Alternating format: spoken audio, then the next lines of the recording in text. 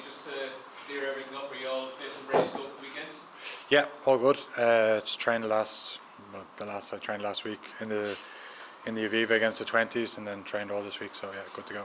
So, in terms of Murrayfield in Scotland, it's a place you've played a good few times down the years. You've played Scotland a good few times down the years. Is this Scottish side as good as any you've ever played against? Yeah, I would say so. Yeah, I would say it's definitely the best Scottish team I've played. I think some of the results show that. Beating England regularly, beating France a few times. Obviously beating Wales as well recently. So they've had some big wins over the last number of years, and they've been building nicely. They've brought in a lot of new players.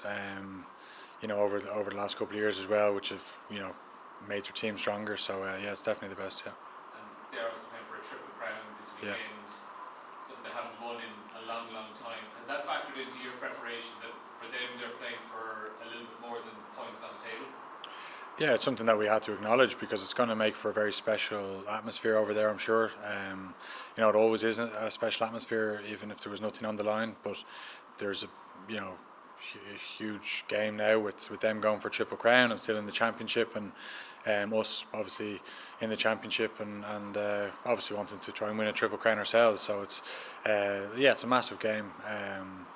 So it's great to be part of. Johnny, how's the mood in the camp?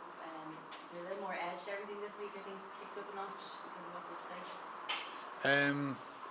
No, I suppose we've been at a good level of intensity and training over the last however many weeks, 6-7 weeks since we met up in Portugal, and it's about holding that rather than letting it dip. I think we've probably trained a little bit shorter, if anything, this week. Trying to make sure we're fresh and ready to go. Come Sunday. How did you find sitting in the stands watching the game against it? Were you a good spectator, or were you hopping off your seat? No, I wouldn't say I'm a good spectator. It was tough. It was tough to watch. You want to be. They're the games you want to be playing in. You want to be involved, and also you want to be able to influence what's going on and be a part of it. And when you're sat in the stands, you've got no influence. There's nothing you can do. So it was tough watching it, but thankfully the lads got it done, and 5 points more, and exactly where we want to be. After that rest week, I suppose it's good to get a couple of players back, but you run the risk of losing a bit of momentum. Is that something you're conscious of, or do you kind of take these next 2 weeks in isolation? Lose momentum from the break? From the first 3 wins, then you kind of gap. Oh yeah, well, we had a gap after the French game as well.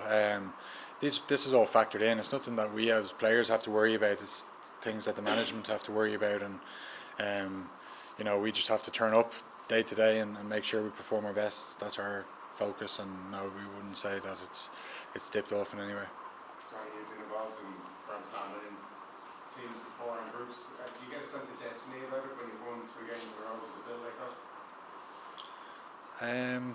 No, it's obviously the expectation maybe, and all the talk now becomes about that. But for us, it's the next game. We have been very game by game focused, and that's exactly what we're doing this week. We're taking this as another one off, and the good thing about having the break that we just spoke about is that we've had 2 weeks to prepare.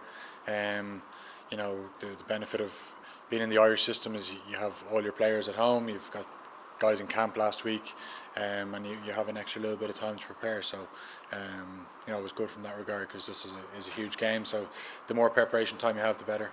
Just away from the Six Nations, Neil Cullen signed on for 2 more years at Leinster, and he talked about rejigging the coaching staff in the summer. Have you had any discussions with Leinster about joining the coaching staff next year? No. Is it something you'd like to do down the road in your playing career?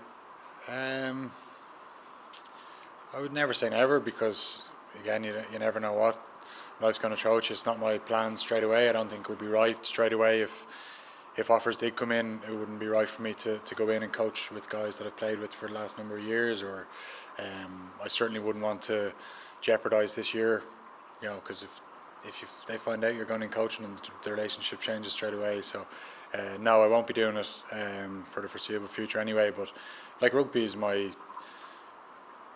passion. It's all I've known for whatever the last 20 years, longer even since I was a kid. And I'll find it hard to step away from the game, but I think it's important to do it. To step away, try another walk of life, and then we'll see what happens. What does that mean, Johnny? You'd like to have a new challenge, is it? Yeah. Go and see if I can do something in the business world and get involved there. So I've been doing a bit of work experience over the last 2 years, 1 day a week, and so I'll go into that and see how that goes. But it might not be for me. Yeah. Get the itch straight away. Come out of retirement. Yeah. Play for Mary's. Yourself and Finn Russell, two of the best tens in the game, very different types of tens. How would you describe them as a player, and how will you stop him this Sunday? Like as a player, he's been great. Obviously got picked for the Lions last year, and then had a very good campaign this year. It's amazing that he's sort of come back in the standard he has when he got left out in November, which is a testament to his character, that to be left out and then be brought back and then influence things so quickly. It's a sign that he's on top of his form, really. And how we stop him, he's got a full bag of tricks, so we have to do it as a team. We need to be as connected as we've ever been. We need to know when to go, know when to hold off, know when to pressurise him, otherwise to retain him. So it's lots go into it. It's not just one or two people, or it's the whole team. A potential Grand Slam is what's constantly being talked about. I know you probably don't like being asked about that because you have 2 games to get there, but is it something in the back of your mind that as you get more experience as a player, you try to deal with differently? No, I think since the start, it's been every team comes into this competition wanting to win a Grand Slam, wanting to win a championship, and that's why it's so important to get off to a good start, because it keeps everything alive. I spoke about before the Wales game, if we lost, Triple Crown gone, Grand Slam gone, championship, you're under pressure straight away. So it's every team goes in with those aspirations. We still have them in our grasp. So yeah, we obviously acknowledge and talk about it and make sure that we deal with the pressure that comes with that. But it's a privileged position to be going for it. And Scotland going in as underdogs at home in Murrayfield, that'll add a bit of an extra edge to it all. Well, we don't consider ourselves favourites, or we don't even talk about that.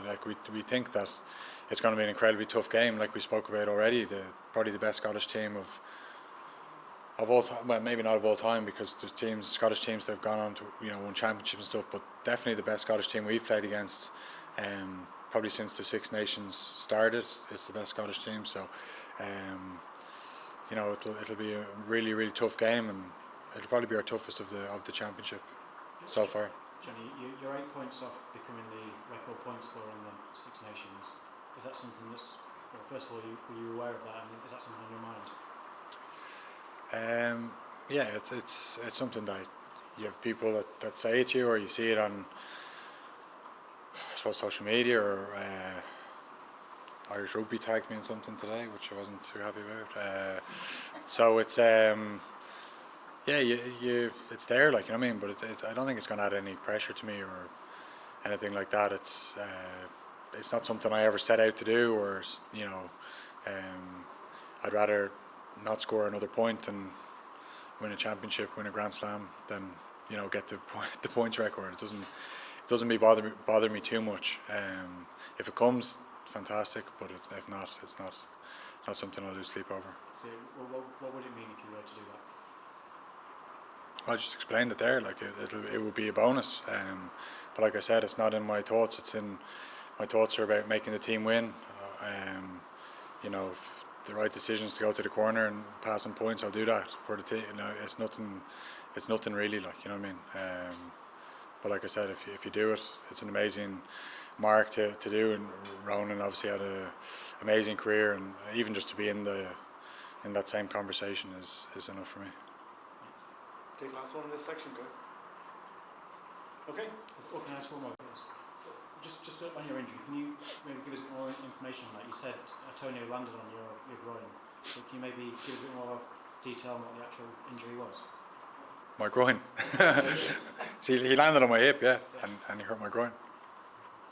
That was, I think, the most detail I've ever given about any injury. No? Do you want more? That's Would you like to? The exact muscle? No, we'll just switch into the emergency section now. Thanks, guys.